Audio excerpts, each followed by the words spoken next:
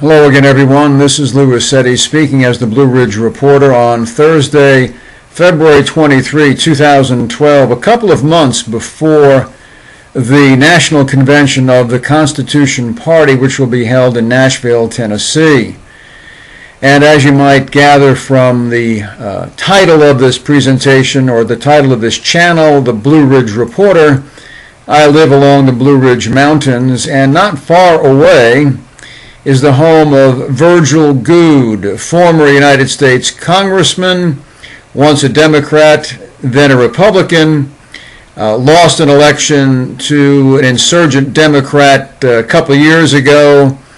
That candidate then in turn lost, replaced by another Republican. Goode's been out of office since then. Goode is now seeking the Constitution Party's nomination for President of the United States. And this is a significant fact because of Goode's inconsistency with what the Constitution Party claims to stand for, and the history of the party going back to when it was the U.S. Taxpayers Party, again based on what it was claimed to stand for.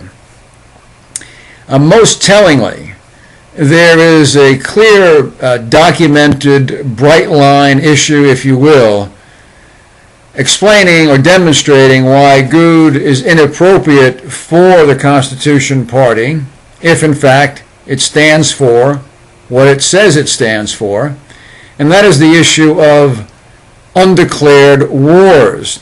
It was back in October of 2002 when Goode in Congress at the time voted for the so-called Iraqi war resolution. The resolutions are bogus. They are not a constitutionally recognized way to proceed to commence war.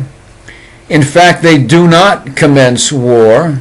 They do not declare war, but are simply an exercise in either ignorant or cowardly congressional performances whereby the congressmen avoid the vested responsibility to declare war or not to declare war, but instead finesse the issue off stage, out of Congress, into the White House, authorizing, not directing and declaring, authorizing only the president to commence war, as he might determine, when he might determine, if he might determine, so that if the war goes well, the congressman can say, you see, I authorized that war.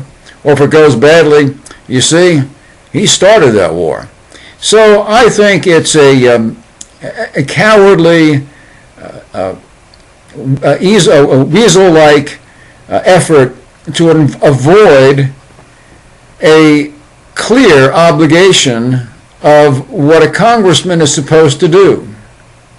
And if you make all the effort to get yourself elected to Congress and you refuse to follow perhaps the clearest requirement of the Constitution, how can you call yourself a constitutionalist, and how could this former congressman be the nominee, if in fact it turns out that he is the nominee, for the Constitution Party? A lot of people don't understand what the fuss is, among some of us anyway, about a declaration of war. And what you might do is Google the Congressional Declaration of War against Japan, for instance, back in 1941. It's very brief.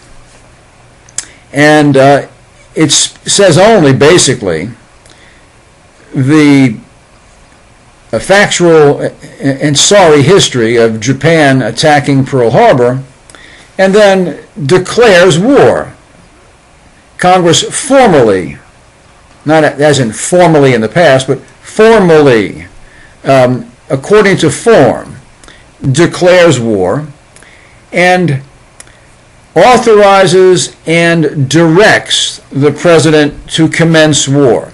In other words, Congress is stating explicitly, we have the constitutional authority to declare and commence war, and we are directing the president to prosecute the war. We are saying to the world and to our countrymen, a state of war exists, and now it's up to the president to prosecute that war.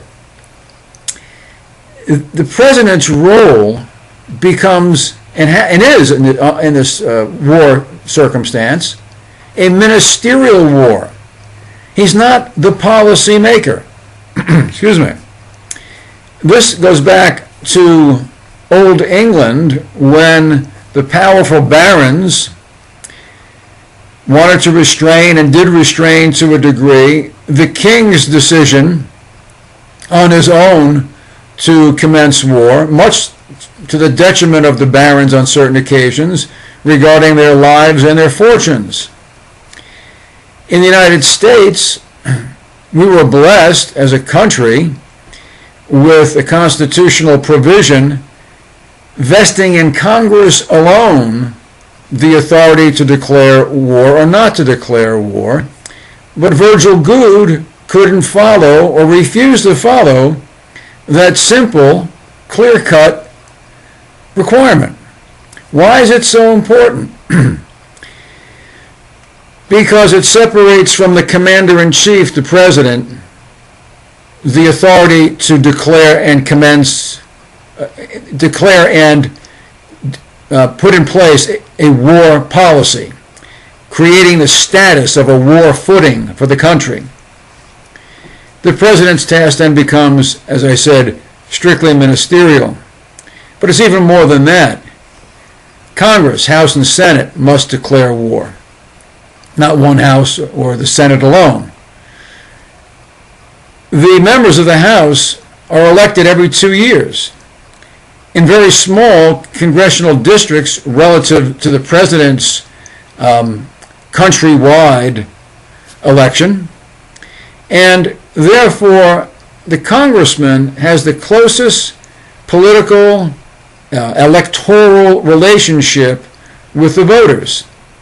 They can vote him out of office with the most frequency every 2 years, or vote to endorse what he's been doing every 2 years, compared to the president's every 4 years, and in addition to that, over the much larger scope of area, with all your votes being diffused through the electoral college system, which I support, of course, but there's a diffusion of your influence over the president. You have a great deal of influence, relatively speaking, over your local congressman. You know that if you're active in politics at all and something comes up, you can get a chance to speak to your congressman face-to-face at some political function or at his office when he's back in the district. You're not going to get a chance to do anything more regarding the president than wave at the motorcade as it goes by, if in fact you can see it way out there behind all the security. So this is a significant issue because it gives the people control over war making, or the failure to make war when it should be made. The Constitution Party has adopted as its very name, honoring the Constitution.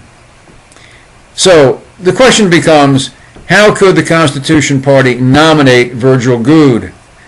And according to one newspaper report I read, Howard Phillips seems to be somewhat, at least, supportive of Virgil Goode's candidacy for the nomination.